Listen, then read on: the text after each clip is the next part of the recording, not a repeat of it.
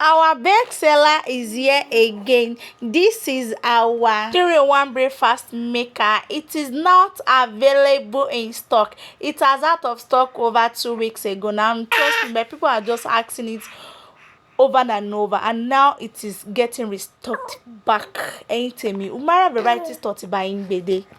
Bí ẹ kú ṣe mọ̀ pé mi ò lè fi yín ṣeré torí ẹ̀yin náà lẹ ń jẹ́ kí ilé-iṣẹ́ wa kó máa gbòòrò sí pẹ̀lú bẹ́ẹ̀ ṣe bá wa ra ọjà. And this is 3-in-1 breakfast maker. It serves the purpose of oven, grill and coffee maker. Imagine the comb. The comb is giving what's supposed to be given. And trust me, you cannot have this product in your kitchen and still be stressing yourself. You could mark past stress. So to buy ẹ̀yin tèmi ẹ dẹ̀ mọ̀ pé my varieties to affordable. Thank God, madam, affordable. I'm letting cost so. And we also say quality. Oh, imagine getting this at a rate of 48,000 naira. Oh yeah, come and get. I'm waiting for you. Thank you.